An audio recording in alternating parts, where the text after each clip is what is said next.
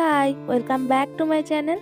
আজকের ব্লগটা হতে চলেছে সরস্বতী পুজোর ব্লগ। জানি একটু দেরি করে আসছে, কিন্তু আমি তো সেদিনই ব্লগটা পোস্ট করতে পারিনি, কারণ কালকে বাড়িতে ফিরে প্রচণ্ড টায়ার্ড হয়ে গিয়েছিলাম। আচ্ছা, সবার ফার্স্টেই তোমরা বলো আমাদের 3 বোনকে কেমন লাগছে। আর আমরা এখানে সবাই মিলে রেডি হয়ে গিয়েছিলাম, কারণ আমরা ভাইয়ের ওয়েট করছিলাম। ভাই গিয়েছিল সকাল সকাল স্কুল, ও স্কুল থেকে এসে আমাদেরকে নিয়ে যাবে, তাই আমাদের তো আর ঘোরার লোক নেই, তাই আমরা ভাই বোনরাই যথেষ্ট।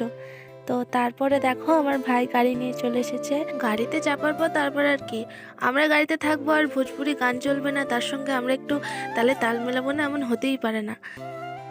আমাদের আসলে সরস্বতী পুজোতে বেরোনোর কোনো প্ল্যানই ছিল না। আর সত্যি কথা বলতেই দেখো আমরা রাস্তায় যে যাচ্ছি, মানে আমাদের কোনো প্ল্যান নেই যে আমরা এই জায়গায় যাব বা কিছু। যাচ্ছি তো যাচ্ছি, যেখানে হোক একটা যাব, কোনো ডেস্টিনেশন নেই যে এই জায়গায় যাব। তারপরে শ্যামসুন্দর বাজার অবধি যাওয়ার পর আমাদের একটা ডিসিশন ফাইনাল হলো যে আমরা এই জায়গায় যেতে পারি।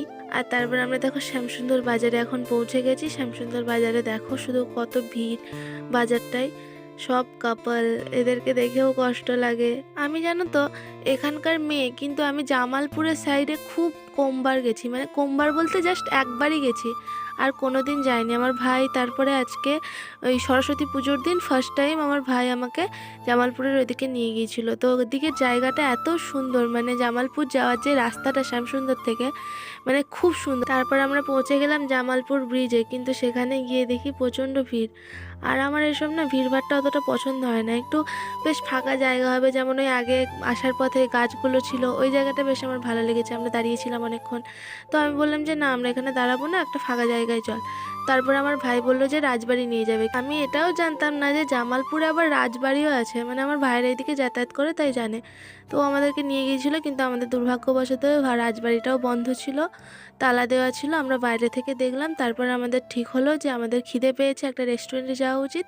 তারপর আমরা একটা ভালো রেস্টুরেন্টে গিয়েছিলাম। রেস্টুরেন্টটা অনেক সুন্দর, মানে ফার্স্টে তোমরা রাস্তা থেকে দেখে বুঝতে পারবে না রেস্টুরেন্টটা সুন্দর, কিন্তু ওর ব্যাকে গেলে এত সুন্দর ভিউ। রেস্টুরেন্টে গিয়েই আমরা সবার ফার্স্টে খাওয়া দাওয়া করলাম, কারণ আমাদের লেগেছিল প্রচণ্ড খিদে। আমরা সকাল থেকে কিচ্ছু খেয়েছিলাম না। তারপর আমরা খেয়েছিলাম বিরিয়ানি, সঙ্গে ছিল স্প্রাইট, কিন্তু সেটা ভিডিওটা নেওয়া হয়নি। বিরিয়ানি খাওয়ার পর আমরা একটা করে আইসক্রিম নিয়েছিলাম, আর ওই রেস্টুরেন্টের ব্যাকে গিয়ে ওই ভিউটা এনজয় করছিলাম আইসক্রিমের সঙ্গে। তারপর সন্ধে সন্ধে হয়ে এসেছিলো, তাই আমরা বাড়ি চলে এসেছিলাম।